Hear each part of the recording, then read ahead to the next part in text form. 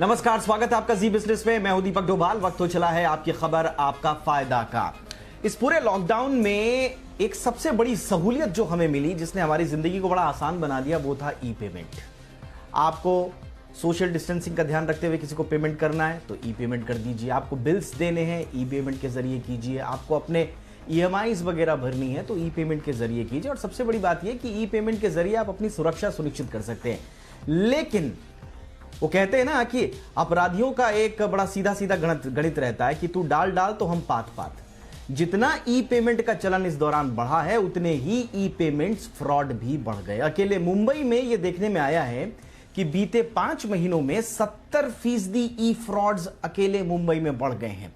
किस किस तरह के ई फ्रॉड्स ये हो रहे हैं, इन पर लगाम आखिर क्यों नहीं लग पा रही? क्योंकि हम आए दिन इस पर बहस करते हैं कि ई फ्रॉड्स पर लगाम लगाई जाए। आखिर ऐसी क्या दिक्कत है जो इन पर लगाम नहीं लग पा रही है? इस पर हम करेंगे विस्तार से चर्चा। किस किस तरह के फ्रॉड्स हैं, आप इन फ्रॉड से बचने के लिए क्या कर सकते हैं, इस पर करेंगे विस्तार से चर्चा। पहले ये रिपोर्ट देखिए। मेहमानों का पैनल हमारे साथ है, लौटते हैं मेहमानों के साथ।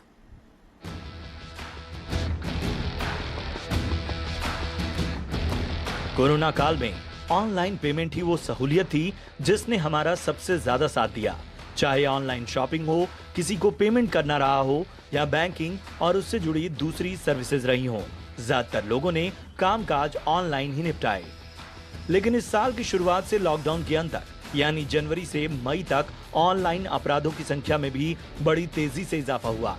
इन 5 महीनों में साइबर क्राइम के नए नए तरीके सामने आए, जिनमें ई वॉलेट से पैसे निकालने जैसे अपराध, यूपीआई से जुड़े ठगी के मामले, ऑनलाइन शॉपिंग के दौरान डिस्काउंट से ठगी, ई सिम ब्लॉक होने के नाम पर क्राइम, ऑनलाइन लॉटरी या गिफ्ट देने के बहाने ठगी और ईएमआई के मोरेटोरियम से जुड़े मामले और नकली वेबसाइट के जरिए लूट और ई केवाईसी के नाम पर ठगी के मामले सबसे ज्यादा रिकॉर्ड किए गए।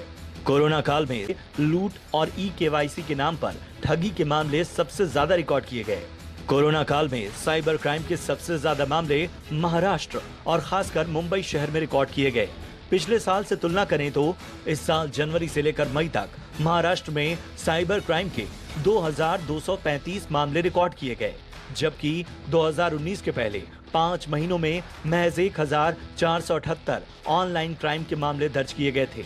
इसका मतलब है कि कोरोना काल में साइबर फ्रॉड के मामलों में 51% की उछाल दर्ज की गई है। मुंबई में तो यूपीआई, पेटीएम और ई वॉलेट से जुड़े अपराध 70% तक बढ़ गए। पिछले साल से तुलना करें तो इस साल मुंबई में साइबर क्राइम के मामले 19% तक बढ़े हैं। पिछले साल जहां 788 मामले दर्ज किए गए थे, वहीं इस साल 938 मामले दर्ज किए गए।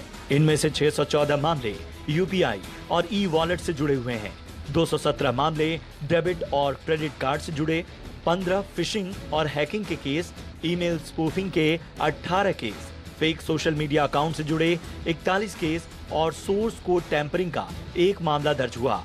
मुंबई पुलिस का साइबर सेल ऑनलाइन ठगों को सख्ती से डील कर रहा है। लोग ठगी के शिकार न हो, इसके लिए समय समय पर जागरूकता अभियान चलाए जा रहे हैं।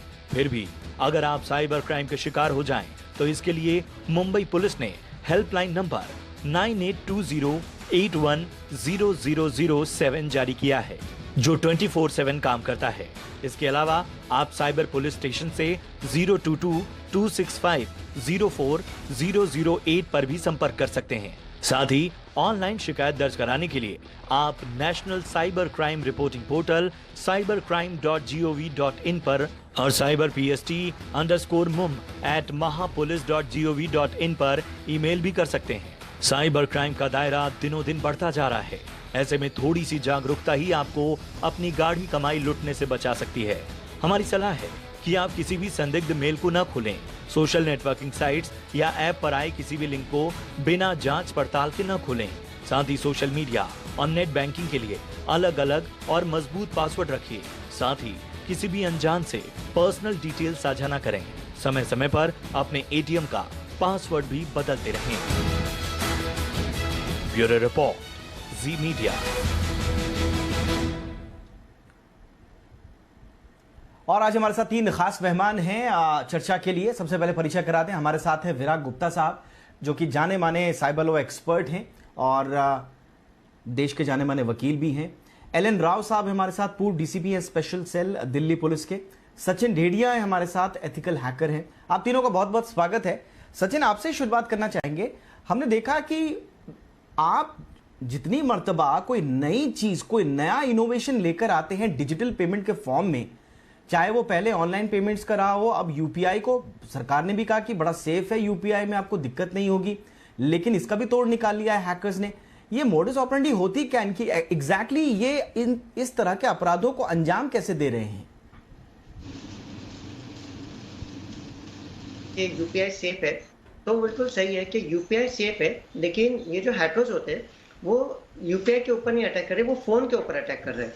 जैसे आप कोई भी केस देख लोगे ना, तो उसमें हमेशा फोन के ऊपर ही उन्होंने अटैक किया है। मतलब फोन के ऊपर या तो किसी ने कोई मैलवेयर सिस्टम डाल दिया रखा है जिसके थ्रू पूरा फोन एक्सेस कर सकते हैं, या तो उसके ऊपर कोई ऐसा एप्लीकेशन डाल सकते हैं जैसे टीम वीवर हो गया या एनीडेस्क जैसे एप्लीकेशन, जिसके थ्रू मैं आपकी पूरी फोन की स्क्रीन को देख पाऊंगा।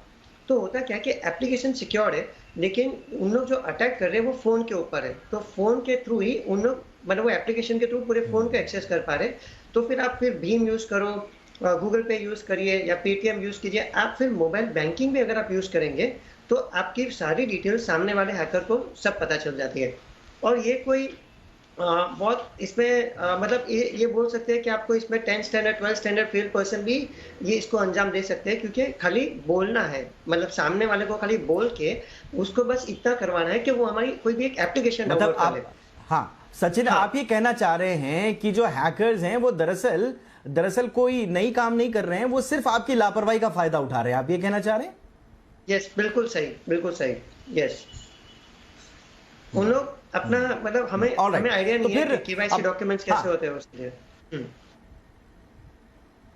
हाँ, लेकिन हमने देखा है कि आरबीआई की तरफ से, बैंक्स की तरफ से, विराग गुप्ता जी मैं आपके पास आना चाहूंगा, हमने देखा है कि आरबीआई की तरफ से, बैंक्स की तरफ से बार बार लोगों को ये बिल्कुल ताकीद भी की जाती है कि आप, हम भी जैसे अपने इस रिपोर्ट के जरिए भी बताया कि अननोन मेल्स को आप ना खोलें, कोई भी संदिग्ध गतिविधि आपके अगर फ़ोन में हो रही है तो तुरंत उसको रिपोर्ट करें, अनजान क्लिक्स पर, इनाम के चक्कर में, लोन के चक्कर में आप अननोन क्लिक्स पर न जाएं, तो यह आपके लिए नुकसानदेह हो सकता है।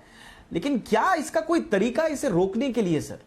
क्या हमारे पास ऐसा कोई तरीका है कि इसको परमानेंटली रोका जाए? नहीं, देखिए, अपराध और कानून का जो रिश्ता है वो तू डाल डाल में पात पात। तो अपराधी जो होते हैं वो एक कदम आगे होते हैं, और उनसे बचने के लिए जो त्रिकोण सुरक्षा चक्र है वह त्रिकोणीय सुरक्षा चक्र अपनाना पड़ेगा। पहले नंबर पर ग्राहक को जागरूक और उसको सतर्क रहना पड़ेगा। दूसरे नंबर पर जो एक सिस्टम है, जिस सिस्टम में अभी आज की तारीख में अगर उस सिस्टम के हिस्सा सेबी हैं, उस सिस्टम का हिस्सा आरबीआई है, उस सिस्टम का हिस्सा जो हमारे साइबर सेल हैं, कंज्यूमर प्रोटेक्शन एक्ट है, और तीसरे नंबर पर अगर अपराध हो जाए तो उसके बाद तुरंत कार्रवाई करने की जो प्रणाली है, ये अगर तीन हमारे जो त्रिभुज हैं वो मजबूत होंगे तो अपराध कम होंगे। एक और भी दिलचस्प बात यह है कि एक एनालिसिस अभी मैंने पिछले अपने लेख में लिखा था कि 1% से कम मामले रिपोर्ट हो रहे हैं एनसीआरबी डेटा के अनुसार। अगर आप देखेंगे जो सोशल मीडिया के अगर आप क्राइम देखें तो 2017 में सिर्फ 21,000 मामले रिपोर्ट हुए, जबकि देश में अरबों मामले रोज होते हैं। इसी तरह से जो ये पेमेंट सिस्टम के जो गड़बड़ियाँ हो रही हैं, वो होता क्या है कि किसी का 100 रुपये का, किसी का 200, किसी 500, किसी का 1000 रुपये, किसी का 5,000 रुपये का नुकसान होता है। लेकिन उसमें जब आप कदम उठाते हैं वो इतना खर्चीला होता है कि लोग उसको नज़रअंदाज कर देते हैं, और ये बातें रिपोर्ट में नहीं आ पाती हैं। इससे अपराधियों के जो हौसले हैं वो बुलंद होते हैं। एक अच्छी बात यह है कि सरकार ने अभी कंज्यूमर प्रोटेक्शन एक्ट में कुछ बदलाव किए हैं, और उसमें जो नोडल ऑफिसर्स के जो प्रोविजन किए हैं, और उसमें जो लोगों की शिकायत का जो उन्होंने एक समाधान का तरीका बताया है, अगर वो, मुझे लगता है कि कानून सफलतापूर्वक लागू किया गया तो आने वाले समय में लोगों को बहुत सहूलियत होगी और ऐसे अपराध कम हो जाएंगे। जी, ये बात बिल्कुल सही है। लेकिन कानून का खौफ एक होना एक दूसरी बात है, और कानून का मौजूद होना, कानून तो हमारे पास है ऑलरेडी, आईटी एक्ट है, और जैसा आपने बताया विराग जी ने कि कंज्यूमर प्रोटेक्शन एक्ट हमारा नया आ गया है, उसमें भी बहुत सारे ऐसे प्रावधान किए गए हैं जिसमें, लेकिन राव साहब प्रॉब्लम ये है, जैसा कि विराग जी बता रहे हैं, कि इस तरह के केसेस रिपोर्ट नहीं होते, और अगर रिपोर्ट भी होते हैं तो इतना लाइटली उनको ले लिया जाता है। शायद हमारा तंत्र, हमारी व्यवस्था ऑनलाइन फ्रॉड्स को इतना हल्के में ले लेती है कि उसके प्रति वो गंभीरता नहीं दिखाई देती है जितनी दिखाई देनी चाहिए। देखिए दीपक जी, मैं विराग जी की बात से बहुत काफी हद तक सहमत हूँ। रिपोर्ट नहीं होते हैं, लेकिन जो रिपोर्ट होते हैं उन पर भी कार्रवाई ढंग से नहीं हो पा रही है। ये मैं आपको बता दूं, ऐसे बहुत से केसेस मेरे संज्ञान में हैं, जो लोग ऐसे केसेस से पीड़ित हैं, उनके और पुलिस के पास जाते हैं तो पुलिस या तो उनको टाल मटोल करना चाहती है या वो उससे इतने सक्षम नहीं है, क्योंकि इतने एक्सपर्ट इन्वेस्टिगेटर्स पुलिस के पास अभी नहीं है। तो इस वजह से भी रिपोर्ट होने के बावजूद भी उन पर कार्रवाई नहीं होती है। ऐसे बहुत से केस नोटिस में हैं। लेकिन एक साथ साथ मैं ये बता दूं कि ये होता क्यों है, इसका थोड़ा सा मैं आपको जानकारी दे दूं, और पुलिस क्यों नहीं कर पा रही है उसमें भी मैं आपको बताना चाहूँगा।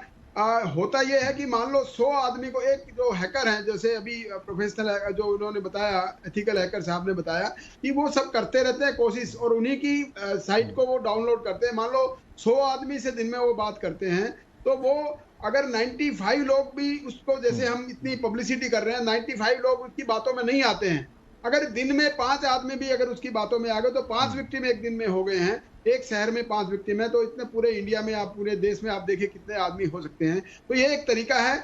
हालांकि ये बहुत ज्यादा पब्लिसिटी हो रही है, हम सब आपके चैनल के थ्रू और दूसरे और कई तरीकों से लोगों को बता रहे हैं, रिजर्व बैंक बता रहे हैं, अलग अलग बैंक भी बता रहे हैं कि ऐसा मत करिए, ऐसा मत करिए, लेकिन सभी जो ग्राहक हैं वो सारे के सारे अभी भी इतने ज्यादा इन्फॉर्म्ड नहीं है। और यही एक वजह है कि हैकर्स हैं या जो ये ठगी करने वाले जो आदमी हैं वो अभी तक कामयाब हो रहे हैं। और ये एक बात, बड़ी इंपॉर्टेंट बात बताई विराग जी ने, कि जो छोटे छोटे अमाउंट की बात होती है ना, वो वास्तव में उसके लिए कोई लीगल प्रकाश लेने के लिए या कोई वकील करना है या और कुछ करना है या ऐसे ही भागदौड़ करनी है, तो लोग ये समझते हैं यार छोड़ो यार, इसमें क्या छोटी सी बात हो गई है, इससे कहीं ज्यादा तो खर्चा हो जाएगा, इसलिए भी वो अवॉइड करते हैं। और इसलिए उसका फायदा उन लोगों को होता है, वो जब भी कोई काम करते हैं तो इतना बड़ा काम ना करके छोटे छोटे काम करके, मान लो एक छोटे छोटे काम करके 20 कर लिए और एक बड़ा काम उनको लाखों में करना है, तो लाखों वाले काम की जाए वो छोटे छोटे 20 करना पसंद करेंगे, क्योंकि वो छोटे छोटे 20 जो काम है, जो छोटे छोटे 20 जो चीटिंग केसेस हैं वो दर्ज नहीं होंगे, रिपोर्ट नहीं होंगे,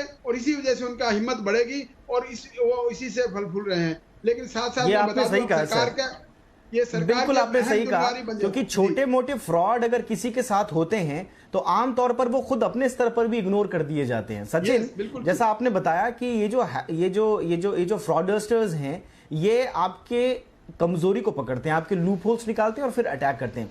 मैंने देखा है मेरे फेसबुक पे इतने सारे लोग लगभग हर दूसरे दिन एक पोस्ट शेयर करते हैं जिनमें उनके मैसेंजर पर कोई ना कोई आके ये कहता है कि मैं फला व्यक्ति बोल रहा हूं, मुझे पैसे की जरूरत है, कल सुबह मैं आपको दे दूंगा, और अभी मुझे तुरंत पैसे की जरूरत है, आप मुझे फला फला फला तरीके से 2000, 5000, 10,000 रुपए दे दीजिए। कई लोग समझ जाते हैं कि ये उनके साथ गलत हो गया, लेकिन कई लोग जाल में फंस जाते हैं। ये मुझे बताइए, इतने माइन्यूट लेवल पे ये लोग काम कर रहे हैं और लोग इसको एक फेसबुक, मेरे साथ खुद ऐसा हुआ है, फेसबुक पोस्ट हमने कर दिया और हम समझते हैं कि हमने फेसबुक पोस्ट पे लिखा कि फला आदमी का अकाउंट जो है वो हैक हो गया, सतर्क रहें। इसके आगे नहीं जाती है बात। तो ये इतना माइन्यूटली अगर फ्रॉडस्टर आपके साथ काम कर रहा है तो कहीं ना कहीं तो वो टेक्निकल लैक्यूना निकाल रहा है ना, उसको कैसे रोका जाए? जी बिल्कुल, जैसे ये आपने बोला फेसबुक का जो है ये बहुत कॉमन फ्रॉड है। Facebook, WhatsApp, Gmail account hack हो गए, क्योंकि जैसे एक लड़की का अकाउंट उन लोग हैक कर देते हैं और फिर उसी लड़की के कॉन्टैक्ट्स को यूज करके उन लोग सभी लोगों को मेल भेजते हैं आगे, ताकि सामने वाले को जैसे लगता है कि लड़की ने ही उनको मैसेज भेजा है, और फिर उनसे वो OTP मांगा जाता है या बोलते हैं कि भाई हमारा प्रोजेक्ट चल रहा है। तो बेसिकली ये जो होता है, ये मैं आपको बोल देता हूँ कि टेक्निकली भी एक से पहले एक अकाउंट को हैक करना है, वो आप फिशिंग अटैक के थ्रू कीजिए या बातचीत करके कीजिए और OTP निकालिए, एक अकाउंट हैक हो गया बेसिकली। फिर जैसे मैं आपके एग्जांपल ले लूँ, आपके पास भी शायद हजारों में फ्रेंड्स होंगे, आपका एक अकाउंट हैक हो गया, फिर आपके अकाउंट से अगर मैं सभी को रिक्वेस्ट भेजूँ कि भाई मैं फंसा हुआ हूँ या मेरे प्रोजेक्ट के लिए मुझे सिर्फ OTP चाहिए या मुझे पैसा चाहिए, तो काफी लोग होंगे, 2000 में से शायद 100 लोग भी अगर थोड़ा भी पैसा ट्रांसफर कर ले तो उनका काम हो गया। फिर बाकी लोग OTP देंगे, 50 लोगों ने OTP दिया तो वो 50 अकाउंट मिल गए। तो होता क्या है कि ये जो टेक्निकल जो चीज होती है वो उनको सिर्फ एक ही अकाउंट हैक करना है और फिर तो ये पूरी सीक्वेंस शुरू हो जाएगी करके। और जैसे हमारे दूसरे कलीग भी बता रहे थे, मैं भी मेरा एक्सपीरियंस ऐसे शेयर कर सकता हूँ कि कोविड के पहले जो था ना, मेरे को 2-3 दिन में एक आध कोई कॉल आ जाता था कि मेरा फेसबुक हैक हो गया या मेरा पेटीएम गया। अभी आप बिलीव नहीं करोगे, पिछले 2-3 महीनों में तो दिन के एक कॉल तो पक्का आते ही आते हैं। और हमने उनको मतलब एक कॉल या तो फेसबुक गया है, या तो व्हाट्सएप गया है, या तो उनके पेटीएम से गया है। लेकिन अभी हम उनको ये भी बोलते हैं कि आप ऑनलाइन कंप्लेंट फाइल करो, क्योंकि कोविड में आप जा नहीं सकते हो। और एक बार तो ऐसे भी हो गया था कि हैकर तभी लाइव पे था, मतलब वो फोन पे बात कर रहा था और मैंने भी फोन पे बात कर ली। मैं आपको बोल सकता हूँ अभी उनकी हिम्मत इतनी बढ़ गई है बेसिकली कि उनको खौफ नहीं है, क्योंकि उनको पता है, उन लोग फोन पे बोलते हैं कि हम फलाना जगह से बोल रहे हैं। मतलब अगर बॉम्बे में कॉल किया गया है तो कोई नॉर्थ ईस्ट या नॉर्थ का कोई स्टेट का नाम बता देंगे और बोलेंगे क्या कर सकते हो, क्योंकि हमको भी पता है कोविड है, पुलिस आने वाली नहीं है। मतलब पिछले 3 महीनों में ये कोविड की वजह से उनको पता है कि पुलिस ये बड़ा गंभीर है, बंदी हुई है। तो उनकी जो हिम्मत है ना वो बहुत बढ़ गई है। अभी सचिन देखिए, 100 कॉल करते हैं तो 200 कॉल करेंगे सर। बिल्कुल बिल्कुल, आपने ये जो अपराधियों की जो मानसिकता जो बताई है ना, ये बड़ी इंपॉर्टेंट है कि इतने धड़ल्ले से ये लोग फ्रॉड्स को अंजाम दे रहे हैं कि कभी कभार अगर इनको पकड़ भी लिया जाए तो ये इतने ब्लंट रिप्लाई करते हैं, इतने कॉन्फिडेंट होते हैं ये अपने कृत्य को लेकर कि इनको मालूम है कि सिस्टम इतना लचर है, कुछ नहीं होने वाला, अगर केस रजिस्टर हो भी गया तो आप पकड़ के दिखाइए, तो चैलेंज करते हैं। विराग गुप्ता जी, हमने एक ऑपरेशन हफ्ता वसूली करके एक अपनी मुहिम चलाई थी, उसमें बहुत सारे ऐसे लोग जुड़े। आज भी हमारे इस प्रोग्राम के जरिए लोग ऑपरेशन हफ्ता वसूली को भी टैग कर रहे हैं, हमारा जो पुराना हैशटैग है, और बता रहे हैं कि आपके प्ले स्टोर में ऐसे बहुत सारे लोन एप्लीकेशंस पड़े हुए हैं जिनमें अगर आप जाएंगे आपकी मजबूरी का फायदा उठाया जाएगा। और कंपनीज, ये तो फ्रॉडस्टर्स हैं, इनको छोड़ दीजिए, जो कंपनीज हैं जो रजिस्टर्ड हैं उनके जो एजेंट्स हैं वो आपके कॉन्टैक्ट्स को हैक कर लेते हैं और उसके बाद आपको वो धमकी देते हैं। इसका बाकायदा हमने ऑपरेशन हफ्ता वसूली अलग से चलाया था। कहने का मतलब ये है कि आपके गूगल प्ले स्टोर में, आपके प्ले स्टोर्स में इतने सारे वो पड़े हुए हैं। सरकार, संस्थान, तंत्र हमारा आंखें मूंद कर बैठा हुआ है, तो इसको क्या कहा जाए सर? इसमें तो कोई रॉकेट साइंस नहीं लगानी है आपको कि कहां पर फ्रॉड हो रहा है। देखिए, जो हमारी कानून है और हमारी पुलिस व्यवस्था है वह 100 साल 200 साल पुराने सिस्टम पर अभी जी रही है। तो उसको इस तरह से समझें कि एक बंगला है और उस बंगले में एक सिक्योरिटी गार्ड बैठा है जो लाठी लिए या बंदूक लिए बैठा हुआ है, लेकिन जो अपराधी हैं वो ड्रोन में आते हैं और ड्रोन में आकर के अपराध करके चले जाते हैं और वो जो हमारा सिक्योरिटी गार्ड बैठा हुआ है। तो हमने जो पूरा सिस्टम है उस सिस्टम में समझिए कि सिस्टमेटिक फेल्योर कहाँ पर हो रहा है, 4 तरह से फेल्योर हो रहा है। पहले नंबर पर भारत विश्व की सबसे बड़ी डेटा की नीलामी मंडी बन गई है और इस डेटा से बड़ी बड़ी कंपनियां माला माल हो रही हैं। जब डेटा लोगों के पास पहुंचता है तभी हमारा सिस्टम हैक होता है। दूसरे नंबर पर इस हैकिंग के सिस्टम को रोकने के लिए कंज्यूमर से ज़्यादा सरकारों को पहल करनी पड़ेगी, क्योंकि कंज्यूमर तो बेचारा बहुत ही उससे आप कितनी उम्मीद कर सकते हैं। पिछले दिनों ट्विटर का पूरा सिस्टम हैक हो गया, अमेरिकी राष्ट्रपति के उम्मीदवार का सिस्टम हैक हो गया, तो एक औसत आदमी की क्या बिसात है। इसलिए सरकारों को सिस्टम ठीक करना पड़ेगा। तीसरे नंबर पर यह पूरा फाइनेंशियल फ्रॉड है जिसकी चेन अगर ढंग से इन्वेस्टिगेट की जाए तो वो चेन पूरी समझ में आ सकती है, लेकिन वो चेन नहीं एक्सपोज होती है, नहीं उस पर कार्रवाई होती है। और चौथे नंबर पर दिक्कत है क्षेत्राधिकार की दिक्कत है, क्योंकि थानों में बटी हुई पुलिस इस साइबर क्राइम को पकड़ने के लिए पूरी तरीके से उनके पास पुख्ता क्षेत्राधिकार नहीं है, क्योंकि ये अंतर्राज्यीय अंतर्राष्ट्रीय ये गिरोह होते हैं जिसके लिए हमारे पुलिस के पास सही क्षेत्राधिकार नहीं है। तो मुझे लग रहा है हमको अपना पूरा सिस्टम बदलना पड़ेगा, क्योंकि हम बहुत पीछे हैं और ये अपराधी बहुत आगे हैं, लेकिन फिर भी लोगों को, उपभोक्ताओं को अपने स्तर पर सतर्कता बरतनी पड़ेगी, उसके अलावा तो कोई चारा है नहीं। तो ई पेमेंट्स का चलन जैसे जैसे बढ़ रहा है, ई फ्रॉड्स का भी रिकॉर्ड्स उसी तरह से आगे बढ़ रहा है। सवाल यह है कि दिक्कत कहां आ रही है? क्या ये उपभोक्ता के स्तर पर लापरवाही इसे कहा जाए या फिर इसे सरकारी तंत्र की नाकामी बताया जाए, फेलियर माना जाए? क्योंकि आम उपभोक्ता की गाड़ी कमाई रातों रात कोई यूं ही उड़ा ले रहा है। यह बड़ी दिक्कत का विषय है और इसे बहुत सारे फ्रॉड्स हो रहे हैं। मुंबई में 70% ज्यादा फ्रॉड्स हो गए हैं पिछले 5 महीनों में। यह एक चिंता का विषय है। ऐसे में किया जाए? राव सर, जैसा कि विराग जी कह रहे हैं कि आपके जितने फ्रॉड हो रहे हैं उसके सापेक्ष हमारे पास कानून से जुड़ी हुई जितनी भी एजेंसियां हैं हमारी, उनके पास ऐसी आधुनिकता उनमें नहीं है कि वो इनके सापेक्ष अपने आप को मजबूत करके उनका मुकाबला कर पाएं। क्या किया जाए? क्या हम साइबर लॉस को लेकर पुलिस रिफॉर्म के जरिए इसको और गंभीरता से लें? क्या आपका सजेशन क्या है? देखिए ये क्राइम रोकने के लिए हमारे पास जो कानून है वो ऑलमोस्ट सक्षम है, इसमें कोई दो राय नहीं है।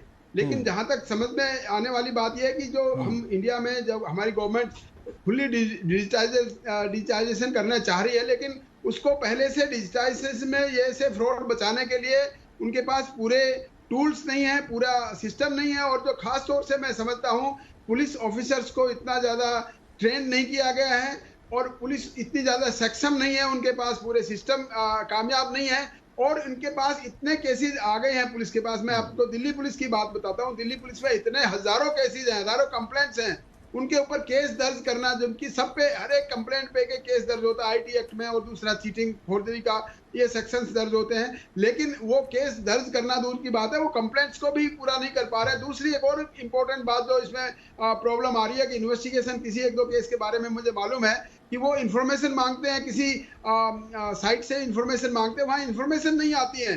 तो ये सारा सिस्टम हमें अपनी सरकार लेवल पे इसको ठीक करना पड़ेगा। जब तक ये सिस्टम पूरा ठीक नहीं हो जाता है तो हम डिजिटाइजेशन की बात जो कर रहे हैं वो बेमाने होगी। इससे ऐसे कई प्रकार के लोगों के ऐसे जो मेहनत की कमाई के पैसे ऐसे उड़े जा रहे हैं और उनको मैं अगर इसका आप एनालिसिस पूरा देखें, पूरा डेटा देखें तो इसमें रिकवरी परसेंटेज आपको बहुत कम मिलेगा, नेग्लिजिबल टाइप मिलेगा और वर्किंग आउट परसेंटेज भी बहुत कम इसमें मिलेगी। बहुत कई बार कोई केस पकड़ लेते हैं तो मीडिया में बहुत बड़ा इसमें न्यूज आती है, लेकिन ये नहीं देखते कि अगर 100 में से एक केस पकड़ लिया तो 99 केसेस तो अभी वर्कआउट नहीं हुए हैं और 99 केसेस के जो विक्टिम हैं वो दर ठोकरे खा रहे हैं। ये मेरे अपने एक्सपीरियंस की बात है, मेरे बहुत से जानने वाले हैं जिनको ये क्राइम से विक्टिमाइज बिल्कुल है सर, बिल्कुल आई एग्री सर, बिल्कुल। और हमारे पास बहुत सारे ईमेल्स, हमारे पास बहुत सारे ट्वीट्स आते हैं जिसमें एक सामान्य फ्रॉड एक आदमी का कि आपके मोबाइल के खाते से, आपका बैंक खाते से जो आपके मोबाइल से कनेक्टेड, रातों रात पैसा चला गया, आप चक्कर काटते रह जाते हैं। आप बैंक्स के पास जाते हैं, बैंक्स कहता है कि आप एफआईआर रजिस्टर कीजिए, एफआईआर रजिस्टर करने जाते हैं तो पुलिस कहती है कि आप बैंक को बताइए। और इसी पूरे के पूरे चक्कर में अंततोगत्वा सिर्फ मायूसी हाथ लगती है उपभोक्ता के और कुछ नहीं। लेकिन विराग जी, एक उम्मीद जरूर जगेगी। इस बार स्वतंत्रता दिवस के मौके पर प्रधानमंत्री नरेंद्र मोदी ने अपनी स्पीच में साइबर सिक्योरिटी पॉलिसी का भी जिक्र किया है कि बहुत जल्दी आएगी। उन्होंने माना कि भाई साइबर स्पेस में और कितने सारे चैलेंजेस हमारे सामने उभर रहे हैं और वो हमारी सोसाइटी, इकोनॉमी और डेवलपमेंट पर बड़ा थ्रेट बन रहे हैं। बड़ी साफगोई से प्रधानमंत्री ने इस बात को माना। ये साइबर सिक्योरिटी पॉलिसी किस तरह की होनी चाहिए जिसका जिक्र प्रधानमंत्री कर रहे हैं ताकि चारों तरफ से सुरक्षा मिले उपभोक्ता को? देखिए, इसमें कुछ एक सबसे महत्वपूर्ण बात बताऊं कि अभी भारत ने 49 चाइनीज़ ऐप में इंक्लूडिंग टिकटॉक पर जो बैन किया और उसका इतना प्रभाव पड़ा कि चीन को झुकना पड़ा। इसका मतलब साइबर सिक्योरिटी का विषय हमारे राष्ट्रीय सुरक्षा के लिए, हमारी राष्ट्रीय अर्थव्यवस्था के लिए बहुत ही महत्वपूर्ण है अगर इनका सतर्कता पूर्वक इस्तेमाल किया जाए। दिक्कत क्या है कि अभी 2 दिन पहले भारत ने 25वीं सालगिरह मनाई इंटरनेट की। 15 अगस्त को 25 साल पहले इंटरनेट भारत में आया था। लेकिन हमारी जो कानूनी व्यवस्था है उसमें इन कंपनियों को अभी भी इतनी तरीके की छूट दी गई है। 2 तरह के अंतर विरोध हैं। पहला कि जो कानून और व्यवस्था है वो राज्यों का विषय है, लेकिन जो इंटरनेट की सुरक्षा में जो एक्शन है वो सिर्फ केंद्र सरकार के पास अधिकार हासिल हैं। कुछ ऐसी विसंगतियां हैं कि सुप्रीम कोर्ट के 9 जजों का फैसला आया, उसके बावजूद पिछले 3 साल से हमारे पास डेटा प्रोटेक्शन कानून नहीं है। इन कंपनियों को जवाबदेह बनाने के लिए जो इंटरमीडियरी रूल्स हैं वो 2011 में बने थे, उनको अपडेट किया गया है, लेकिन 2 साल से वो जो अपडेट्स जो रूल्स हैं उन्हें अभी तक नोटिफाई नहीं किया गया है। जो हमारे विभिन्न विभाग हैं, चाहे कंज्यूमर प्रोटेक्शन विभाग हो, चाहे कानून विभाग हो, चाहे हमारा आईटी विभाग हो या होम मिनिस्ट्री हो, इन सारों के बीच में पुलिस के साथ सही कोऑर्डिनेशन नहीं है। तो हमें बेसिकली एक बहुत जिस तेज़ी से डिजिटल क्रांति हो रही है उतनी तेज़ी से व्यवस्था बदलना होगा। मैं समझता हूं कि ये पूरे देश के सामने, सरकार के सामने सबसे बड़ी चुनौती है और इसको अगर नहीं ढंग से किया गया तो हमारी डिजिटल क्रांति विफल हो जाएगी, लोगों का डिजिटल पे भरोसा खत्म हो जाएगा और कन्वेंशनल इकोनॉमी की ओर बढ़ेंगे और यह विरोधाभास हमारी अर्थव्यवस्था के लिए और समाज के लिए, दोनों के लिए शुभ नहीं होगा। बिल्कुल, और मुझे लगता है कि इसको बहुत ही सीरियसली एड्रेस करना होगा, क्योंकि हमारे पास जिस रफ्तार से मैसेजेस आते हैं, ट्वीट्स आते हैं, ईमेल्स आते हैं, मुझे नहीं लगता है कि इस देश में एक भी नागरिक ऐसा होगा हो सकता है कि मैं गलत हूं और मैं उम्मीद करता हूं, मैं आशा करता हूं कि मैं गलत साबित हूं, लेकिन ज्यादातर लोग ऐसे हैं जो किसी ना किसी तरह के साइबर अपराध, ऑनलाइन फ्रॉड का शिकार कभी ना कभी हुए हैं। 125 अरब की हमारी जनसंख्या में अगर देश का बहुत बड़ा तबका साइबर फ्रॉड्स का शिकार हो रहा है, साइबर थ्रेट्स का या इस तरह के शिकंजों में पड़ रहा है, फ्रॉडस्टर्स के, इस देश के व्यवस्था को, सरकारों को, तंत्र को यह समझना होगा कि अब वक्त आ गया है कि एक मजबूत, वाकई में कानून लाया जाए और चारों तरफ से हमारे उपभोक्ता को, आम लोगों को सुरक्षित किया जाए। बहुत बहुत शुक्रिया आज के शो में शामिल होने के लिए विराग गुप्ता, आपने वक्त निकाला। एलन राव साहब, बहुत बहुत शुक्रिया सर। सचिन डेडिया, आपने भी वक्त निकाला, आपका भी बहुत बहुत शुक्रिया। इसी के साथ आज के शो में इतना ही, इजाजत दें, नमस्कार।